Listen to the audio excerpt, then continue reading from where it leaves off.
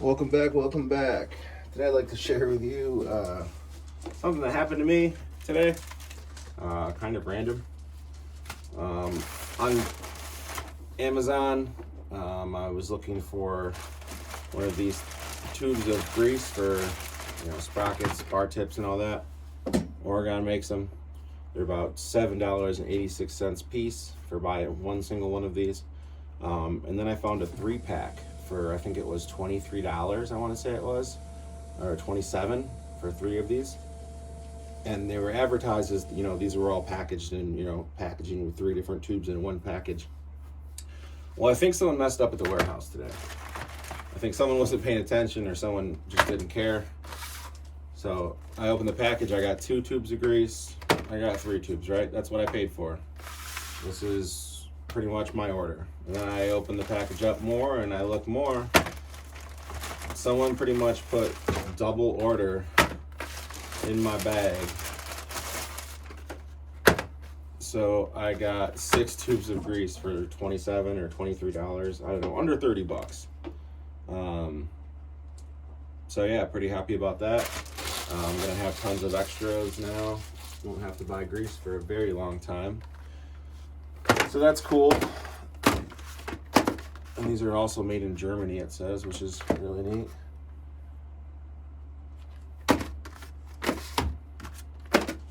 And then the other thing that came today is a little modification we're going to be doing today.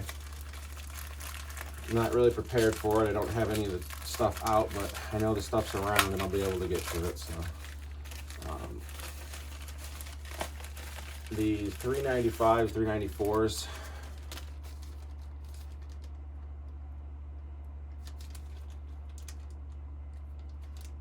Does it look weird? It's just the plating on it. Looks used.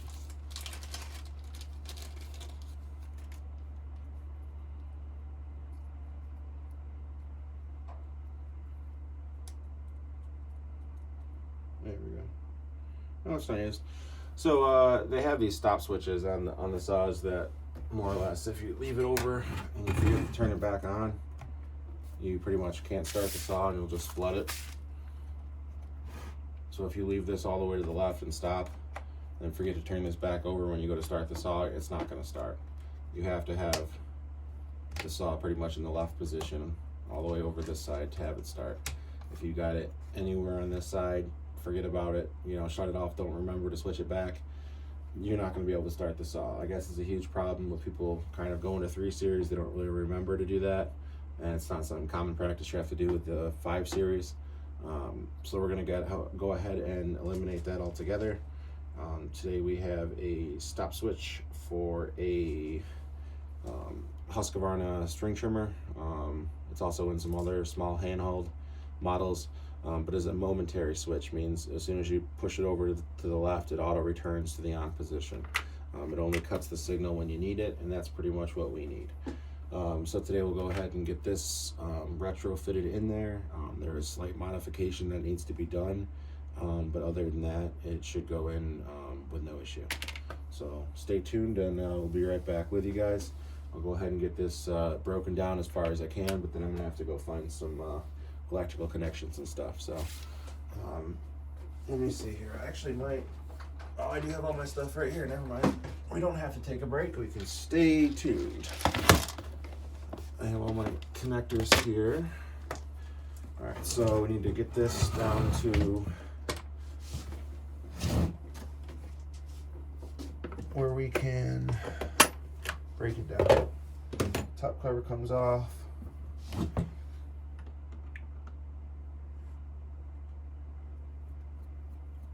Go ahead and remove the air filter. Pull the spark plug wire. Start loosening all these the top cover screws.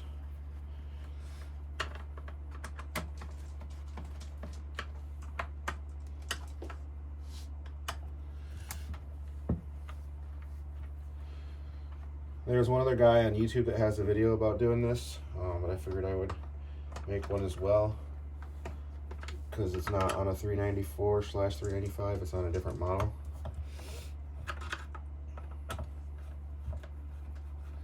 But the only modification you pretty much have to do compared to the old one is to put a connector on the wire and crimp it, and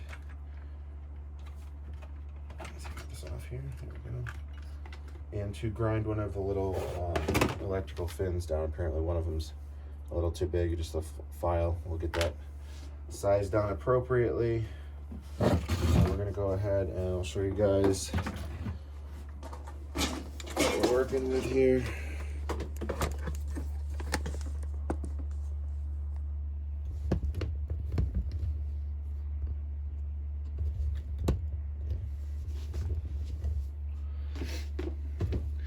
Okay, so I guess the first thing would be to do, we're going to pull these wires out of this channel. Just take a flat file and lift up.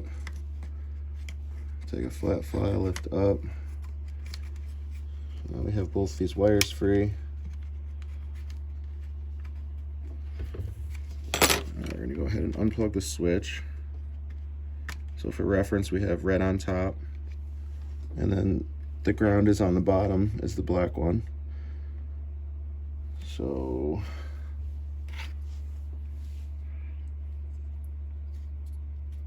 yeah, so it looks like its switch is going to go in just like this. The red wire is going to connect to this one here, and then we have to fit a terminal for the back and ground it to that block right there, because it has a grounding strap on it. So more or less all we need is a little ring connector, which I have, and we'll be good to go. So we'll go ahead and pull this out a little bit more.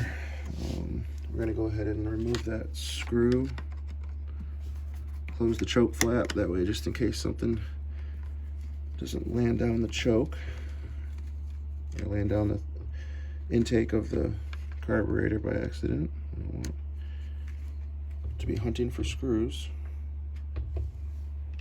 Alright, got that pulled out. We'll move the ground.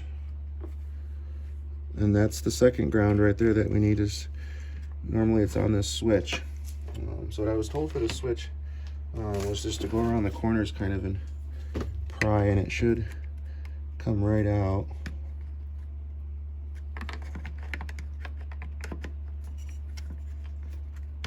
There we go. That was easy. So it slides out like that. We're gonna drop it on the bench right here, so we know what orientation it was in. That's exactly how it came out. We're gonna take a rag and clean up around this area here, because it's an area that we've never been able to clean before. And actually,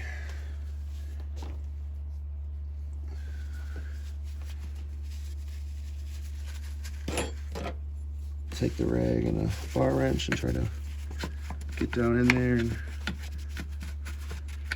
just clean out the extra gunk.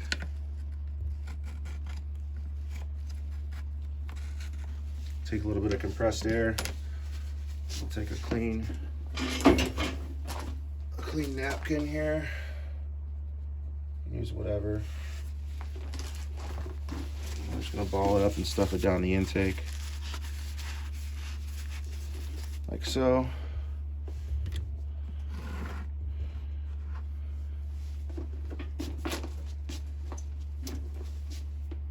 Volume warning, we're going to use some compressed air here, so if you get something loud, I'm sorry.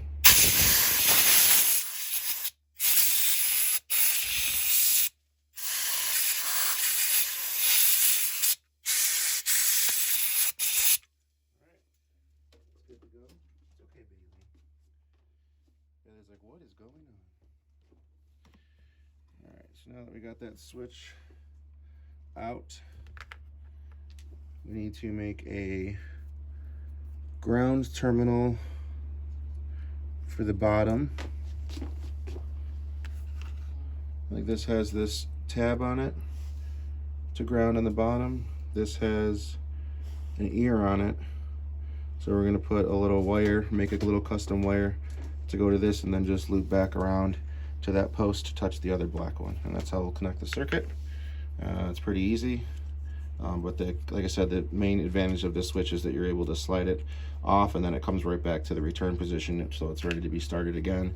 This one, if you do not cycle it back, it will not start. So if you got it on this and you forgot to turn it back, you know, to this side, your machine's just going to sit there and flood. So that's one downside about these 3 series saws, and this is the original one too. You can see how hard it is to slide.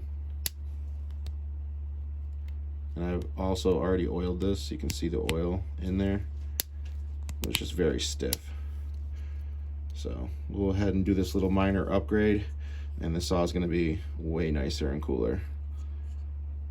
Anyone who uses it's going to appreciate it, and it's just going to set it apart from the rest of them. So I highly recommend this mod. I can provide the part number. If you want to go ahead and comment down below what the part number is, I'll go ahead and give it to you guys. I got the bag right here as well. This is what was on the bag. You got 537419001, and this will fit pretty much any saw that has this style switch, you know, with this style locking in system with these tabs on the side. So, and this is a genuine Husqvarna part as well. I didn't get a knockoff one. Don't go with knockoffs. You're just going to waste your time and money, and you're going to be frustrated. So, all right. So now we're going to go ahead and we're going to get a wire made up. So we need a ring terminal. That's a little small. Let's see here. I think I need to resupply some of this stuff. I'm missing a lot of things here.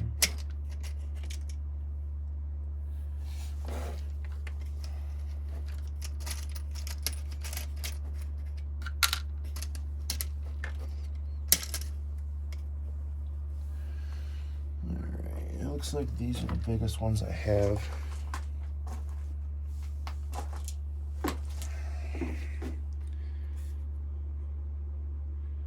And it should work. Yeah, that'll work. So a blue terminal for the side that goes to that stud that goes to the black part, and then we need to get a little wire, and then we need to put a terminal on the back of this. So we'll put something along this lines on here. Yeah, that'll fit nicely. So we'll use a yellow for this one. Yeah, so this to this. Just a short little jumper wire is all we require. Let's see what we got for wire here.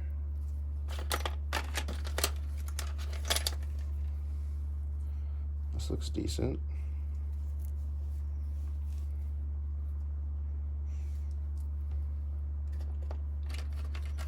This is thicker. I could go with this. Well, what gauge is this? Keep it similar. Yeah, we'll go with the black.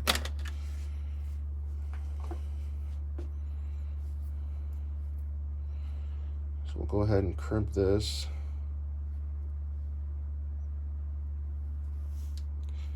We gotta cut this, and we gotta get tools to crimp, which I have right over here.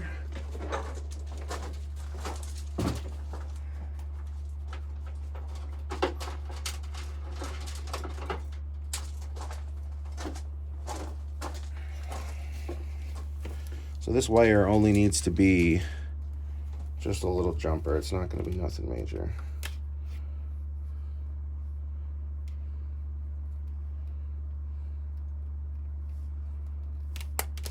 I don't think I have wire strippers down here. I might, hopefully.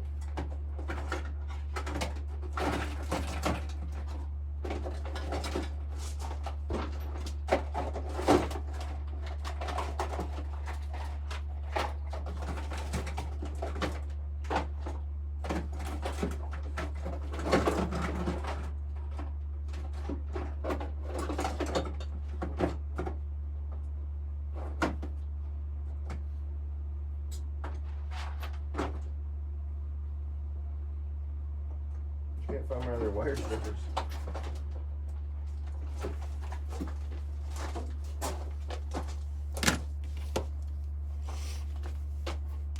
Just have to use these kind of crappy ones.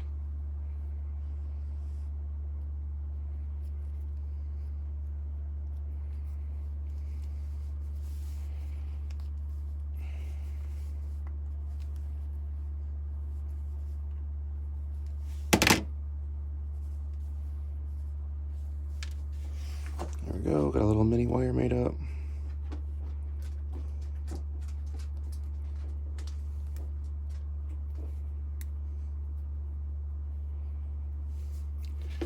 Alright, so we'll put this one in the blue end.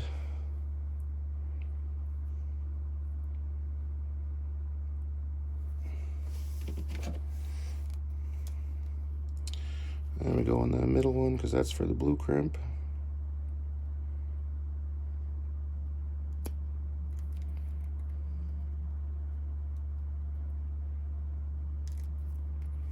Crimp it twice.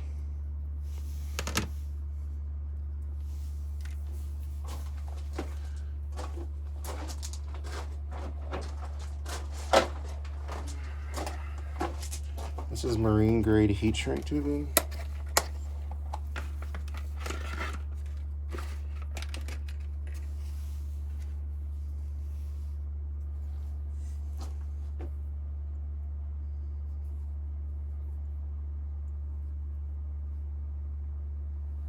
I don't think it's gonna fit over it, honestly. Might.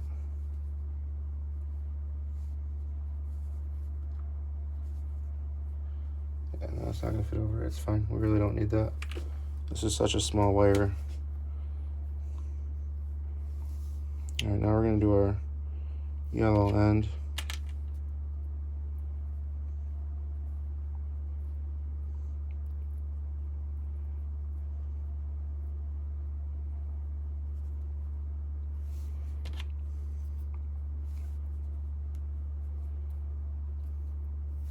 Give it a nice solid chunk to crimp onto. Might actually put a little bit of wire filler in there.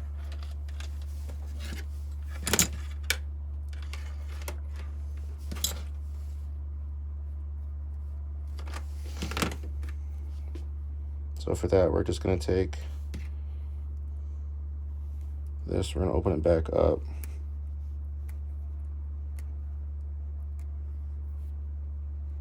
Broke off a piece of my fingernail there. And we're gonna add this to it.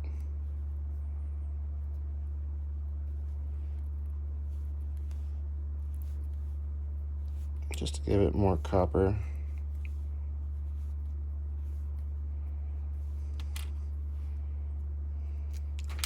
And then we're gonna try to fold this over on itself.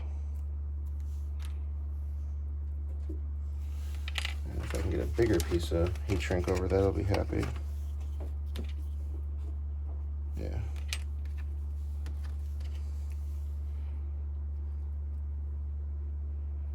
Put it in like that.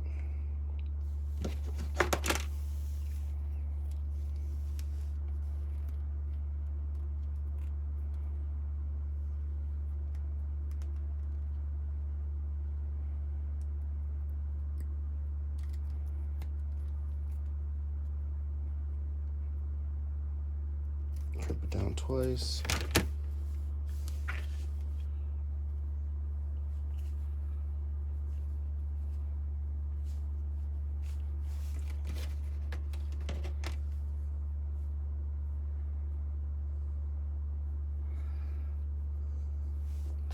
Actually, that's good to go just like that. We're not gonna do anything else. So, we are going to take the new switch.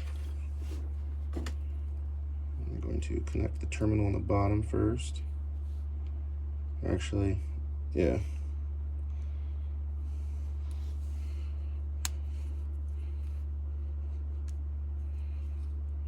It's in there. Good to go. Now we're going to take the whole switch and slide it in.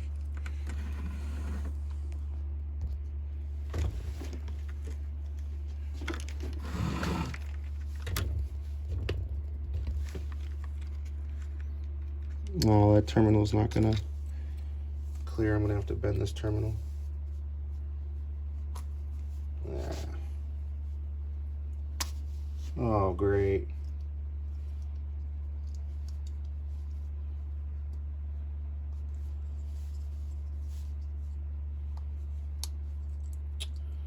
Well, I just broke the switch. Awesome. Ending the video.